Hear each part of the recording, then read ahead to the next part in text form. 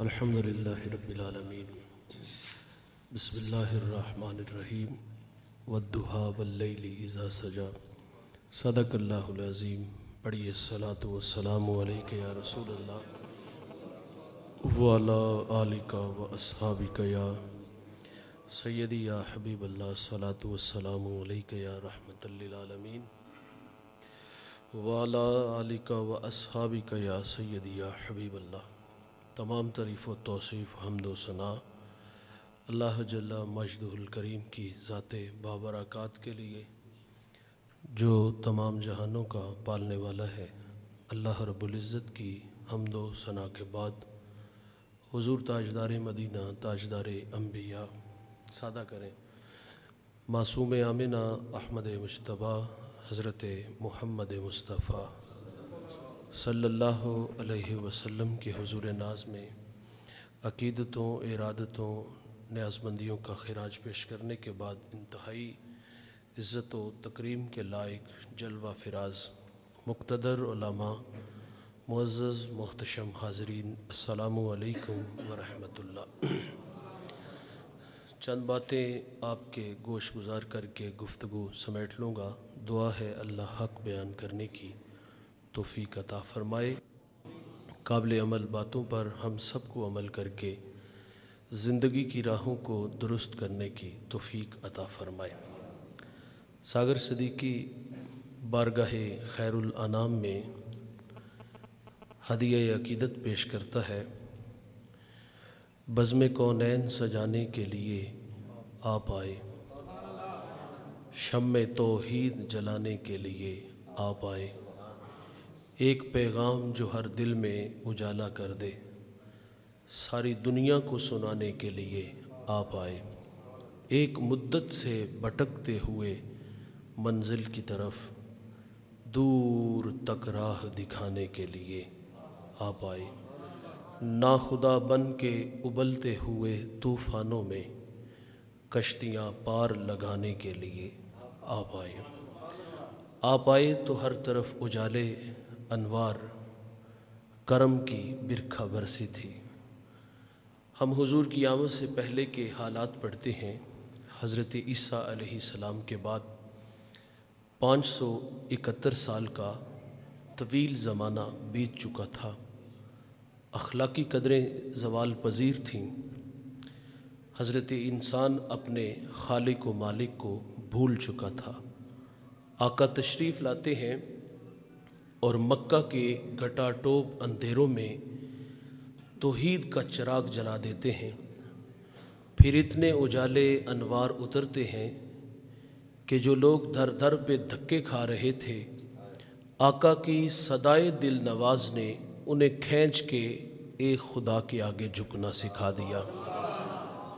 وہ کیا سید سلیم گیلانی نے خوب کہا تھا کہ زیست یخ بستہ تھی تاریک نہاں خانوں میں، ایک کرن پھوٹی اجالا ہوا ایوانوں میں، زہر آلود فضائیں تھی نمو سے آری، آپ آئے تو بہار آ گئی ویرانوں میں، کس نے اللہ سے ٹوٹا ہوا رشتہ جوڑا، ان سا محسن نہ فرشتوں میں نہ انسانوں میں۔ دوستو، یہ احسان خداوندی ہے۔ اللہ نے ہمیں وہ نبی عطا کیا ہے جس کے لیے نبیوں نے بھی دعائیں کی ہیں۔ ابراہیم علیہ السلام کعبے کی دیواروں کو کھڑا کر کے کہتے ہیں، ربنا وبعث فیہم رسولا، دیکھ اللہ تیرا بابرکت گھر تعمیر ہو گیا، اب تو اس پیارے رسول کو بھیج دے۔ یار، ایک شخص روزانہ اپنے مکان کی چھت پہ چڑھتا ہے اور اداس نگاہوں سے ان راہوں کو دیکھتا ہے جن راہوں سے سونے محمد نے گزرنا تھا۔ اس کی بے چینیاں، اس کا اضطراب کچھ یوں تھا، وہ زبان حال سے کہا کرتا تھا کہ کیریاں میں کیریاں، درد و غم دی کیریاں، اڈیاں چک چک راواں ویکھاں تیریاں۔ یہ بحیرہ راہب ہے جو حضور کی راہوں میں کھڑا ہے۔ میرے نبی کی آمد سے 1000 سال قبل یمن سے طبہ اول علماء کی جماعت کو لے کے نکلتا ہے۔ یثرب آیا تو علماء نے بتایا یہ آخر الزمان محمد صلی اللہ علیہ وسلم کی ہجرت کی جا ہے، اور آگے جانے سے انکار کر دیا کہ کہ اب ہماری آخری ہچکی بھی اسی سرزمین پہ ٹوٹ جائے گی۔ اس نے علماء کے لیے وہاں گھر بنائے، اور ایک گھر اس نے میرے رسول کے نام کا بنایا۔ جو حضور کے نام کا گھر بنا وہ بڑے چاؤں سے بنا ہوگا۔ علماء کی جماعت میں جو بڑے عالم تھے حضرت شامون، وہ گھر ان کے سپرد کیا، اور انہیں اتنا کہا، ہاں گھر ان کے سپرد کر کے پھر حضور کے نام ایک خط لکھ دیا۔ اس کی تحریر بڑی میٹھی ہے کہ میں طبہ اول آپ پر ایمان لاتا ہوں، آپ پر اترنے والی کتاب کی تصدیق کرتا ہوں۔ حضور میں آپ کا سب سے پہلا امتی ہوں، اور مجھے بروز قیامت اپنے غلاموں میں شمار فرمائیے گا۔ خط لکھا، شامون کو دیا۔ احساس ذمہ داریاں کھینچ کے طبہ کو یمن لے آتی ہیں۔ گزرتے اتنا کہہ دیا کہ میرے پہ ایک مہربانی کرنا، اگر حضور میری زندگی میں تشریف لے آئیں تو مجھے ان کے آنے کی خبر دینا، اور اگر وہ میری زندگی میں تشریف نہ لا سکے تو یہ خط سنبھال لو، اس کو اگر نسلوں میں منتقل کر دینا۔ طبہ چلا گیا۔ عشاق کی بستی حضور کی راہوں میں ڈیرے جما کے بیٹھ جاتی ہے، اور طبہ روزانہ وہ راہیں تکتا ہے، کہیں سے کوئی سندیسہ، ہوا کا کوئی جھونکا میرے نام پیغام محبت لے آئے، اور میں خود کو کھینچ کے در حبیب تک لے چلوں۔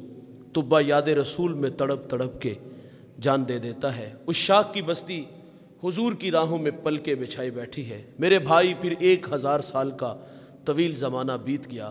آقا دنیا میں جلوہ فراز ہوئے، مکہ سے ہجرت کر کے مدینہ آئے۔ تالال بدرو علینا کی صدائیں مدینہ کی سرزمین میں گونج اٹھتی ہیں، اور وہ خط جو 1000 سال پہلے میرے رسول کے نام طبہ نے لکھا تھا، مدینہ میں جس شخصیت تک پہنچا وہ مدینہ کا بڑا معتبر صحابی ہے۔ نام لینے سے لہجے میٹھے ہوتے ہیں۔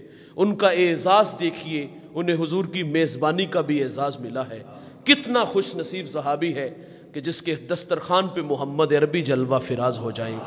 رومی کہتا ہے جب حضور ان کے گھر آئے نا تو چڑھ گیا، امروز شاہ شاہاں مہماں شدست مارا، جبریل با ملائک درباں شدست مارا۔ کہتے آج شاہوں کا شاہ میرے گھر کا مہمان بنا ہے، اور نوریوں کا سردار جبریل میرے گھر کا پہرا دے رہا ہے۔ اس شخصیت کا نام حضرت ابو ایوب انصاری رضی اللہ تعالی عنہ ہے۔ آقا کریم صلی اللہ علیہ وسلم مدینہ میں آئے، مشاورت سے یہ بات طے پائی کہ تقاضۂ محبت یہ ہے کہ حضور مدینہ آئے تو سب سے پہلے خط حضور کی خدمت میں پیش کیا جائے۔ اس کے لیے ابو لیلہ کا انتخاب ہوا۔ ابو لیلہ سامنے کھڑے ہیں، آقا کریم صلی اللہ علیہ وسلم دیکھ کر کے فرماتے ہیں کیا آپ ابو لیلہ ہو؟ قال نعم، جی میں ابو لیلہ ہوں، لیکن یہ تو بتائیں کہ آپ کو کس نے بتایا؟ فرمایا جس اللہ نے مجھے نبی بنایا۔ پھر میرے رسول وہ کہانی چھیڑتے ہیں کہ میری راہوں میں ایک دیوانہ خط لکھ گیا تھا۔ حضور فرماتے مجھے طبہ کا خط دے دو۔ یار طبہ بھی حضور کی راہوں میں، بحیرہ راہب بھی حضور کی راہوں میں، عشاق کی بستی بھی حضور کی راہوں میں۔ میں ایک شخص کا تذکرہ کرنے لگا ہوں، میرا ایمان ہے کہ آپ کے کلیجے ٹھر جائیں گے۔ اس جوان کا نام ہے سلمان، اور پھر وہ سلمان فارسی کے نام سے جانے گے۔ سلمان کہتے ہیں میرا تعلق ایران کے مشہور شہر اصفہان سے ہے۔ والد اس شہر کا سردار تھا، اور اس کا مذہب وہ مجوسی تھا۔ اس نے مجھے مذہب کی تعلیم گھر سے دلائی، پھر کھیتی باڑی کے لیے باہر نکالا۔ سلمان کہتے جب گھر سے میں باہر نکلا تو سرے راہ عیسائیوں کا گرجا گھر آیا، جی چاہا کہ ان لوگوں کی مذہبی زندگی دیکھوں، یہ لوگ کیسے ہیں۔ فرماتے میں وہاں کافی دیر بیٹھا رہا، رات مرضی سے گھر آیا۔ والد غصے میں تھا کہ سلمان اس وقت تک کہاں تھے؟ تو فرماتے میں نے سچ سچ بتا دیا کہ میں گرجے میں تھا اور مجھے ان لوگوں نے متاثر کیا ہے، اب اس مذہب کی محبت میرے دل میں ہے۔ سلمان کہتے والد ڈر گیا کہیں یہ مجوسیت کو چھوڑ کے عیسائیت کو قبول نہ کر لے۔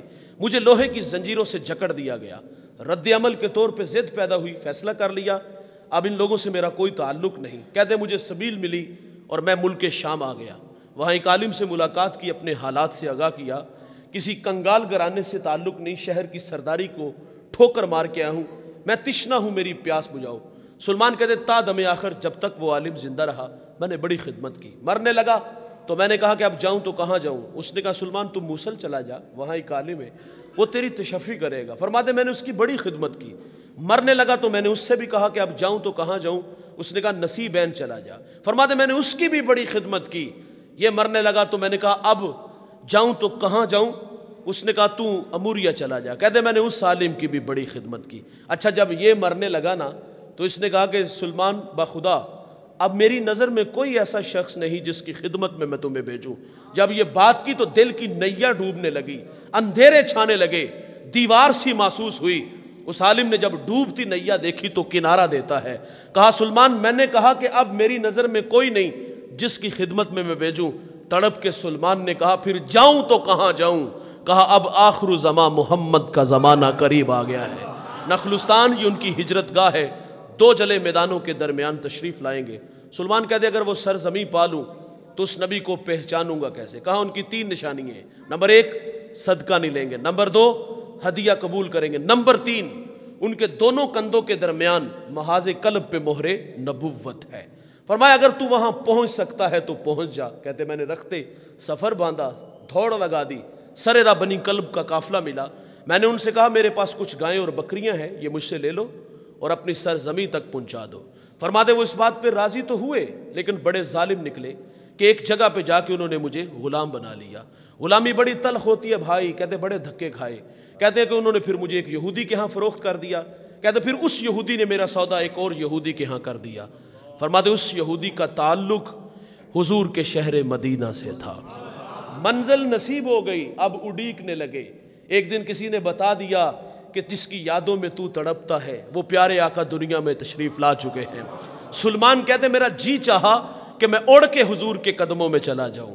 وہ کیا کسی شاعر نے کہا تھا نا کہ اے زوف مدد کر، در احمد پہ گرا دے، دربان کہیں اٹھ کہوں اٹھا نہیں جاتا۔ ہائے ہائے، غلام مرضی سے نہیں جیتے۔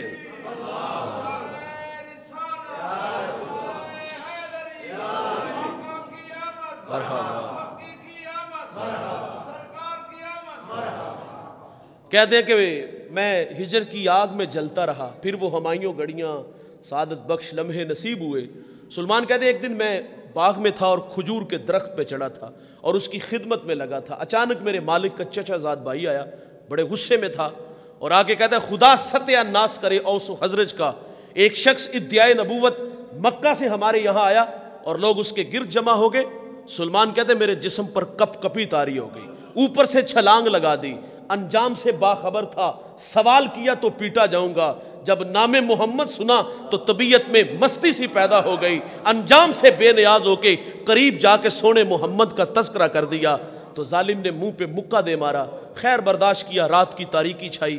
سلمان کہتے میں کھانا لے کے حضور کی خدمت میں حاضر ہو گیا۔ کتنی دیر کہاں سے چلا ہے یار، یہ آج منزل نصیب ہو گئی، حضور کے سامنے کھڑا ہے۔ تیری پہلی نظر کا بار توبہ، دل اب تک دعائیں دے رہا ہے اور جب تک بکے نہ تھے کوئی پوچھتا نہ تھا، تو نے خرید کے انمول کر دیا۔ وہ تو کہتے ہوں گے نا تیریاں تک کے ادامہ میں مرید، دل دے دیا نا، وہ وعدہ دل تو حضور کے پاس ہے لیکن وہ 3 چیزیں پیش نظر تھی۔ کھانا پیش کیا، عرض کی حضور آپ ایک لمبا سفر کر کے آپ ہمارے یہاں مکہ سے یثرب آئے ہیں اور میرے پاس یہ صدقے کا کھانا ہے اور آپ اس کے زیادہ حقدار ہیں، قبول فرمائیے۔ سلمان کہتے حضور نے وہ کھانا خود نہیں کھایا، غلاموں میں بانٹ دیا۔ ایک نشانی پوری ہوگی۔ حضور قباء میں تھے، کہتے میں دوبارہ پھر حاضر ہوا تو میں نے عرض کیا حضور یہ صدقہ نہیں ہدیہ ہے، تو میرے نبی نے قبول فرما لیا۔ 2 نشانیاں پوری ہوگی، اب ایک نشانی باقی ہے۔ کہتے حضور ایک دن بقیع میں اپنے غلام کی تدفین میں مشغول تھے اور میں بھی وہاں موجود تھا اور حضور کے پیچھے آ کے کھڑا ہو گیا، اور جب میں پیچھے آ کے کھڑا ہوا اس شوق میں کہ آج مہر نبوت کی زیارت ہوگی، کہتے جب پیچھے آ کے کھڑا ہوا تو میرے رسول نے میری طرف پلٹ کے دیکھا، جب جس کی طرف حضور نظر کرم فرما دے۔ کہتے حضور نے پلٹ کے دیکھا، حیا سے آنکھیں جھک گئی، آنکھوں میں اداسیاں تھیں، دل میں محبت کی بچھی کائنات تھی۔ میرے رسول کمر سے چادر اٹھا دیتے ہیں، جب چادر اٹھتی ہے مہر نبوت کو دیکھتے ہیں، آگے بڑھتے ہیں، بدن سے لپٹتے ہیں، بدن کو چومنا شروع کر دیتے ہیں، آنکھوں میں اتھرو اتر آئے۔ آقا فرماتے سلمان سامنے آ کے بیٹھو اور بتاؤ کہ ہمارا پیار تمہیں کہاں سے کھینچ لایا۔ کہانی کچھ یوں کہہ دی، کبھی عرش پر، کبھی فرش پر، کبھی ان کے در، کبھی در بدر، غم عاشقی تیرا شکریہ میں کہاں کہاں سے گزر گیا۔ یار سلمان فارسی بھی حضور کی راہوں میں، طبہ اول بھی حضور کی راہوں میں، بحیرہ راہب بھی حضور کی راہوں میں، عشاق کی بستی بھی حضور کی راہوں میں۔ اللہ کے خلیل اللہ کا گھر بنا کے کہتے ہیں ربنا وبعث فیہم رسولا، دیکھ اللہ تیرا بابرکت گھر تعمیر ہو گیا، اب تو اس پیارے رسول کو بھیج دے۔ میرا سوال آپ سے ہے، مجھے بتائیے گا، کیا ہمیں تہجد کے وقت اٹھنا پڑا، ٹھنڈے پانی سے وضو بنانا پڑا، مصلی بچھانا پڑا، پیشانی جھکانا پڑی، منت سماجی کرنا پڑی؟ نہیں دوست، ہم سوئے تھے، بخت سولہ نکلا، باد صبا کے جھونکوں نے پیغام دیا، مدینے سے ٹھنڈی ہواؤں نے سندیسے دیے، آنکھ کھلتی ہے، ماحول میں تازگی اتنی تھی، خوشبو اتنی پھیلی تھی، گھر والے مسجد سے مؤذن کو لے آتے ہیں اور وہ چپکے سے پیغام دے جاتا ہے کہ تمہیں مبارک ہو کہ تم محمد کے غلام بن کر آ رہے ہو۔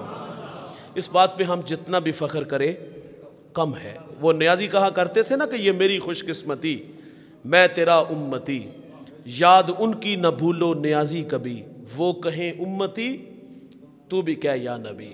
میں ہوں حاضر تیری چاکری کے لیے، اور فخر کا دل میں دریچہ باز کرنا چاہیے، جن کا تو آقا ہے ان کو ناز کرنا چاہیے۔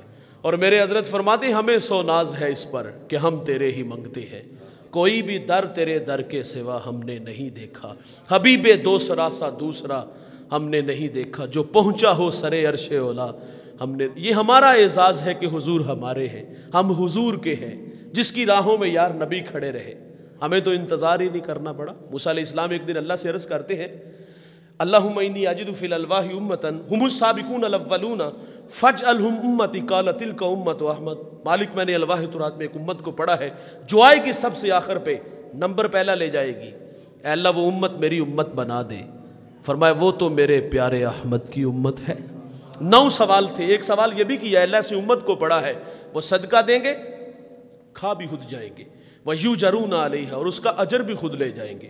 پہلی امتیں جب صدقہ دیتی تھی تو پہاڑ پہ رکھتے، آسمان سے آگ آتی اچک کے لے جاتی، اچھا جس کا قبول نہ ہوتا وہ وہیں پڑا رہتا، قوم میں شرمسار ہوتا کہ کتنا بد نصیب ہے کہ اس کے صدقے کو اللہ نے قبول ہی نہیں کیا۔ او بھائی جان، ہمارا مال حلال کا ہے یا حرام کا؟ ہم نے جائز طریقے سے کمایا یا ناجائز طریقے سے؟ لوگوں کی ہڈیاں توڑی یا خون نچوڑا؟ جیسے بھی کمایا یہ ہمیں پتا ہے، قبول وہی ہوگا جو رزق حلال ہوگا۔ حرام کا کروڑوں بھی دو گے تو قبول نہیں ہوگا۔ پہلی مہربانی یہ ہوئی کہ اللہ نے ہمارے عیبوں پہ پردہ ڈال دیا، ہمیں شرمندگی سے بچا لیا۔ او بھائی، اگر ان کا قبول نہیں ہوتا تھا تو وہ شرمندہ ہوتے تھے، اگر قبول ہوتا تھا تو آگ لے جاتی تھی۔ ادھر کہانی کیا ہے، خود دیا خود کھایا، اجر بھی لے گئے۔ کہا مالک وہ امت میری امت بنا دے، فرمایا وہ تو میرے پیارے احمد کی امت ہے۔ ایک اور سوال مالک ایسی امت کو پڑا ہے، یاکلون الفیع، وہ مال فے کھائیں گے۔ ایک ہوتا ہے مال غنیمت اور ایک ہوتا ہے مال فے۔ مال غنیمت اس مال کو کہتے ہیں جس میں جنگ کے بعد جو مال حاصل ہو وہ مجاہدین میں بانٹ دیا جاتا ہے۔ مال فے اس مال کو کہتے ہیں کہ جس میں جنگ کی نوبت ہی نہ آئے، دشمن مارے خوف کے ویسے ہی دم دبا کے بھاگ جائے، بغیر مشقت جو مال حاصل ہو وہ مال فے ہوتا ہے۔ کہا مالک وہ امت میری امت بنا دے، فرمایا وہ تو میرے پیارے احمد کی امت ہے۔ ایک اور سوال، اے اللہ ایسی امت کو پڑا ہے وہ نیکی کا ارادہ کریں گے۔ نیکی کی نہیں ہوگی، نیکی کا ارادہ ہے کہ میں دکھیوں کے کام آؤں گا، میں بیواؤں کے کام آؤں گا، میں کانٹوں بھری بستی میں سنت کے پھول اگاؤں گا، میں جیوں گا اللہ کے لیے، مروں گا اس کے دین کے لیے، میری دھڑکنیں میری سانسیں قرآن کی نوکری میں گزرے گی۔ یہ نیکی کا ارادہ ہے۔ ابھی کسی دکھیے کے کام نہیں آیا، ابھی کسی گرتے کو سہارا نہیں دیا، ابھی کسی کو کھینچ کے مسجد میں نہیں لایا، ابھی کسی کی پیشانی میں سجدوں کا نور نہیں لایا، آنکھوں پر حیا کے پہرے نہیں بٹھائے، کانوں میں قرآن کے نغمے نہیں لایا۔ نیکی کا ارادہ ہے نا۔ یہاں بیٹھے ہو، اللہ رسول کی باتیں سنی، طبیعت میں حرارت پیدا ہوئی، کہاں بھٹکے کہاں الجھے، 25 سال جوانی کے ہنسی لمحے کہاں چونکوں چباروں میں برباد کر دیے، یہاں بیٹھے طبیعت میں نیکی کا ماحول پیدا ہوا کہ زندگی کا لمحہ لمحہ اللہ رسول کے لیے وقف کروں گا، میں قرآن کا نوکر بن کے جیوں گا، اسی نوکری میں موت مانگوں گا۔ یہ جذبے یہاں بیٹھ کے پیدا ہوئے، قدم اٹھے نہیں، کھینچ کے لائے نہیں، کسی کی جھولی بھری نہیں، یہاں بیٹھے طبیعت میں سرشاری تھی، نیکی کا ماحول آیا۔ آپ جانتے ہو اللہ کتنا مہربان ہے، اللہ کو ایسے لوگ کتنے محبوب ہیں جن کا ذہن جن کی عقل جو ہے وہ نیکی کا طواف کرے، تو میرا خدا نوازتا کتنا ہے۔ نیکی کا ارادہ کرنے سے کھاتے میں نیکی ڈال دی جائے گی۔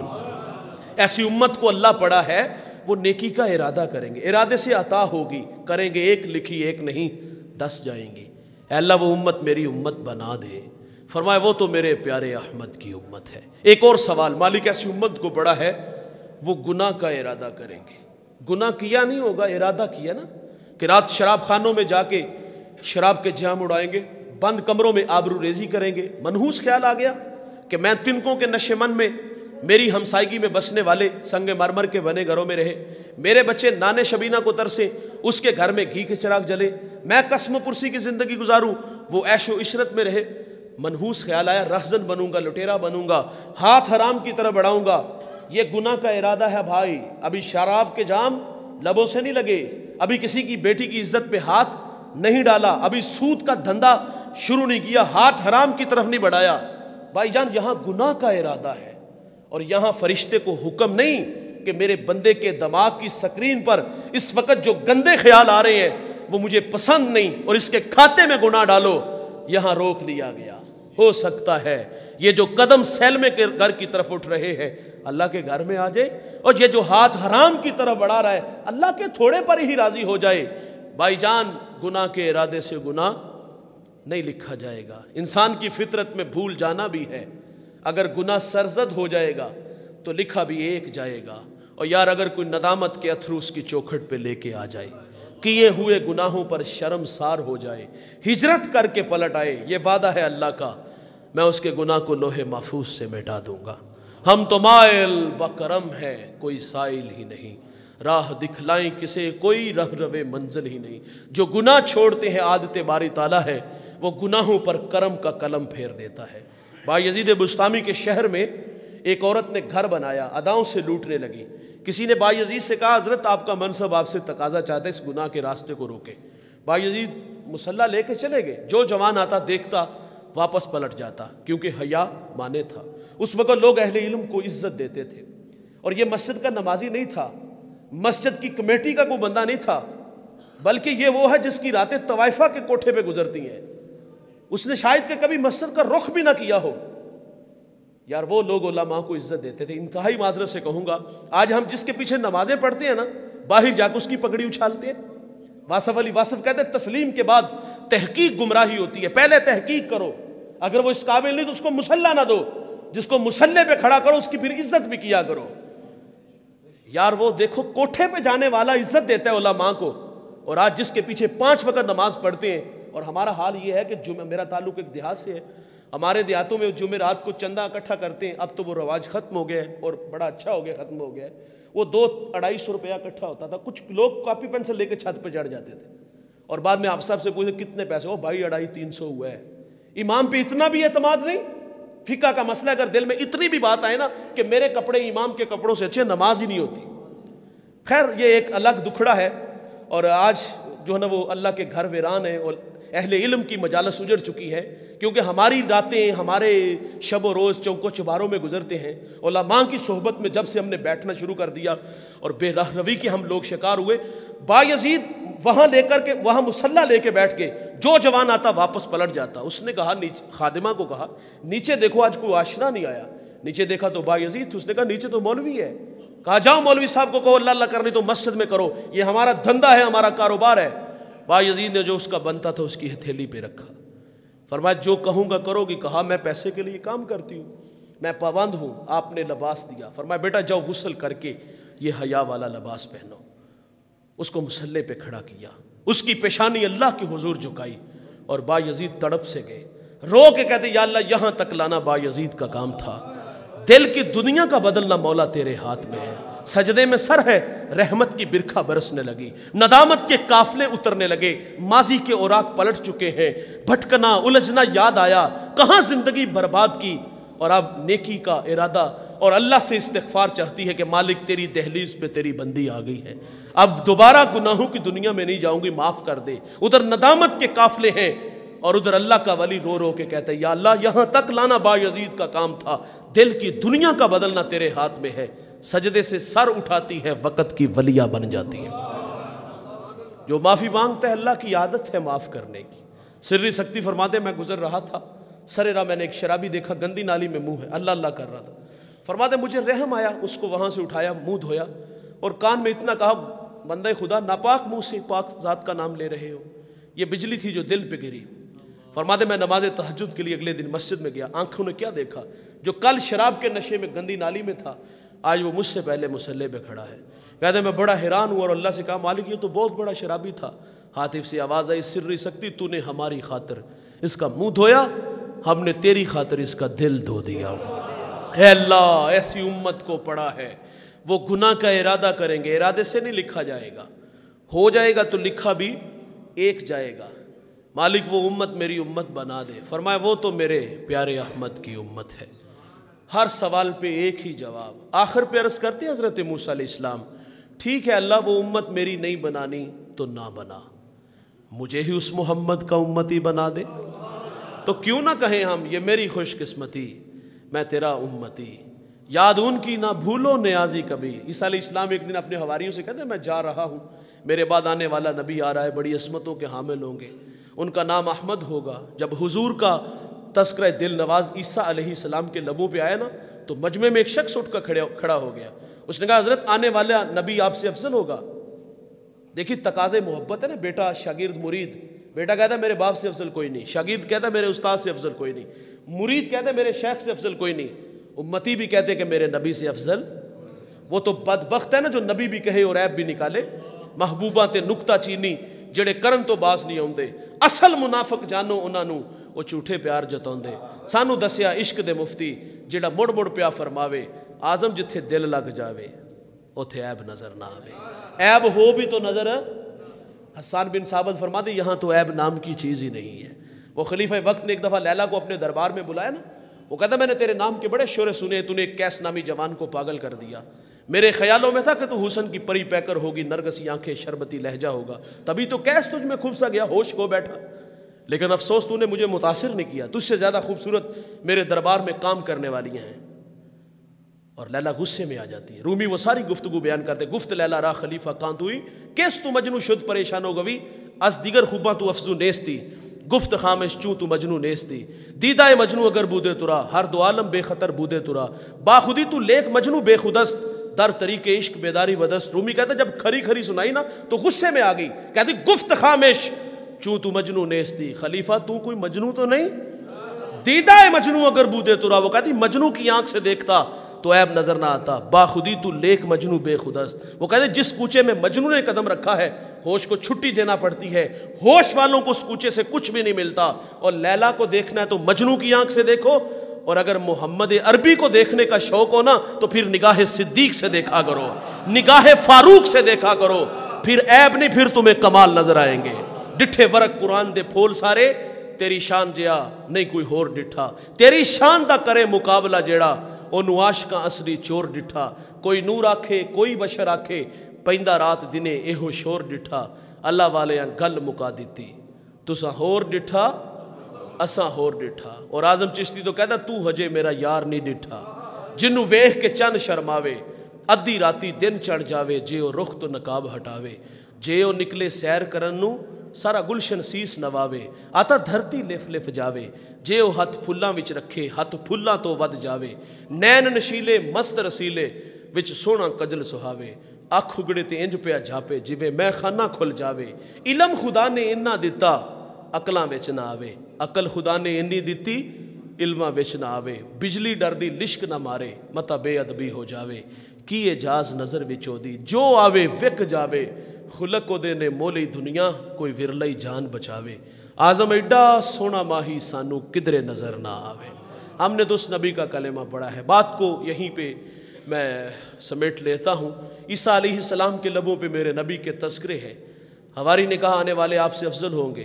جواب سنیے عیسیٰ علیہ السلام کا.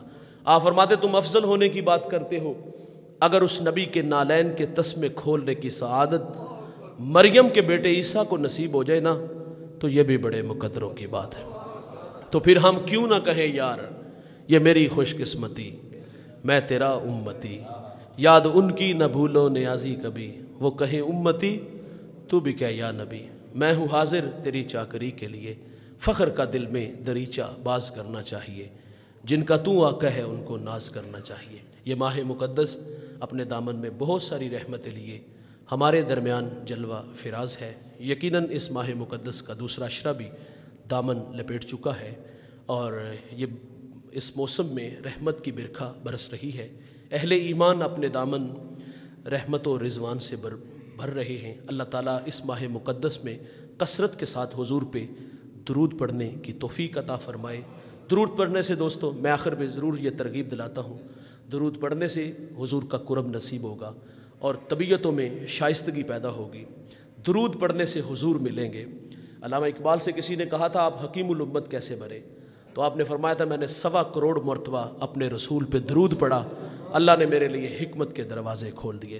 کام پہ جانے سے پہلے چٹائی بچھاؤ، خود بھی بیٹھو، بچوں کو بھی بٹھاؤ، تسبیح ہاتھ میں دو، 1200 مرتبہ یا 112 مرتبہ حضور کی بارگاہ میں درود پیش کرو۔ اپنے کام پہ بچے اسکول چلے جائیں، اور اس کی برکات کیا نصیب ہوگی، ایک دن ضرور آئے گا کہ حضور اپنے رخ سے نقاب اٹھا دیں گے، خواب میں اپنے جلوے سے ہمیں ضرور مالا مال فرمائیں گے۔ میں سو جاؤں یا مصطفیٰ کہتے کہتے، کھلے آنکھ صلی اللہ کہتے کہتے، درود پڑھنے سے حضور کا قرب نصیب ہوگا۔ شیخ جزولی ایک بہت بڑا نام گزرا ہے، دلائل الخیرات امت کو تحفہ دے گے درود پاک پہ، لکھنے کا سبب بیان کرتے فرماتے میں شہر سوس کے قریب سے گزرا، نماز ظہر کا وقت تنگ پڑ گیا، قریب ایک 8-9 سالہ بچی بکریاں چرا رہی تھی، میں نے کہا بیٹا اپنے گاؤں سے ڈور رسی لا دو، ہم نے نماز پڑھنی ہے۔ وہ کہتے ڈور رسی نہیں لینے کی، نام پوچھتی ہے آپ کون کہاں سے ہو، نام سے وہ پہلے سے آشنا تھی، نام بتایا تو پھٹی نگاہوں سے دیکھ کے کہتی حضرت ناراض نہ ہوئیے گا، میں نے آپ کے تقوی و عبادت کے تذکرے سنے ہیں، لیکن افسوس کہ آپ سے ایک چھوٹا سا کام بھی نہیں ہو رہا۔ فرماتی یہ بات کہہ کر کے وہ بچی کنویں پر آئی، اس میں تھونک پھینکی، چشمہ بن کے پانی اوپر آ گیا، پسینے سے شرابور ہو گئے۔ خیر فرماتے نماز سے فارغ ہوا تو میں نے اس بچی کو پاس بلا لیا، میں نے فرمایا بیٹا تم کون سا ایسا عمل کرتی ہے جس کی برکت سے یہ پانی اوپر آیا؟ اس نے کہا صبح جڑ لے کے آتی ہوں، رات کو گھر چلی جاتی ہوں۔ آپ فرماتے میں تمہیں خدا کا واسطہ دے کے کہتا ہوں سچ سچ بتاؤ کیا کرتی ہو وظیفہ؟ تو اس نے کہا ایک بات پہ فخر ہے۔ کہا وہ کیا؟ وہ کہتی سارا دن بکریاں بھی چراتی ہوں اور سونے محمد پہ درود بھی پڑھتی ہوں۔ اور کہا میں نے تو حضور کی سنت ادا کی ہے، حضور ایک سفر میں تھے، پانی کی ضرورت تھی، تو میرے کریم آقا صلی اللہ علیہ وسلم نے کنویں میں اپنا لواب دہن پھینکا تو وہ چشمہ بن کے پانی اوپر آ گیا۔ تو اس ماہ مقدس میں کثرت سے درود پڑھے، اور ہم تو یہ بھی ترغیب دلاتے ہیں ہر گھر میں اس موسم میں حضور کا میلاد ہونا چاہیے۔ علماء لکھتے ہیں جس گھر میں حضور کا میلاد پڑھا جائے پورا سال اللہ کی رحمتیں اترتی رہتی ہیں۔ اس کے لیے ضروری نہیں، دیکھیے ہم کہیں گے کہ یار یہ تو امیر لوگ تو کروا سکتے ہیں، غریب آدمی 2 وقت کا کھانا مشکل سے اپنے بچوں کا پورا کرتا ہے، ہمارے میں تو طاقت ہی نہیں، کیسے یہ ممکن ہے؟ اس کے لیے ضروری نہیں کہ آپ بہت ساری دیگیں چڑھائیں تو پھر میلاد ہوتا ہے، گلی محلے سے لوگ جمع ہوں تو پھر میلاد ہوتا ہے، کسی علامہ صاحب کو دعوت دی جائے تو پھر میلاد ہوتا ہے۔ او بھائی ضروری نہیں، آپ اپنے ہی گھر میں چٹائی بچھاؤ اور اپنے بچوں کو ساتھ بٹھاؤ، بیٹی تلاوت کرے، بیٹا نعت پڑھے، والد حضور کی سیرت پہ 10 منٹ گفتگو کرے، اور پھر مدینے کی طرف منہ کر کے مصطفیٰ جان رحمت پہ لاکھوں سلام کہہ دے، اور بوڑھا باپ خود ہاتھ اٹھا کے اپنے بچوں کے لیے دعا کر دے کہ یا اللہ میرے بچوں کو عاشق رسول بنا دے، پورا سال اس کچی کلی پہ اللہ کی رحمتیں اترتی رہیں گی۔ اللہ ہمیں رسول اللہ کی سچی محبت عطا فرمائے، اللہ اس مادر علمی کو دن دگنی رات چگنی ترقی عطا فرمائے۔ یہاں پڑھنے والے تلامذہ، پڑھانے والے اساتذہ شب و روز یقیناً یہاں محنت فرما رہے ہیں، اللہ تعالیٰ ان کی جستجو محنت کاوش قبول فرمائے، اور ہمیں ایسے مدارس کے ساتھ دل کھول کے اپنا تعاون، سال میں صرف ایک کھال نہیں بلکہ یہ سب اللہ توکل ہی چلتے ہیں، فی سبیل اللہ معاملات ہوتے ہیں، تو یہ مخیر حضرات کے تعاون سے، اور مجھے کسی نے کہا نہیں کہ آپ ترغیب دلائیے گا، کیونکہ ہم بھی ایک بہت بڑی مادری علمی رکھتے ہیں، اور کتنے مشکلات اور کتنی مشکل سے چلتے ہیں یہ سلسلے، یہ ہم اچھی طرح جانتے ہیں، اکثر مقروض ہی ہوتے ہیں مدارس والے، تو آپ کے علاقے کی یقیناً یہ بہت بڑی مادر علمی ہے، اس کے ساتھ اپنا تعاون، دست تعاون ضرور دراز رکھیے گا، اللہ تعالیٰ آپ کو دنیا آخرت کی عزتوں سے مالا مال فرمائے۔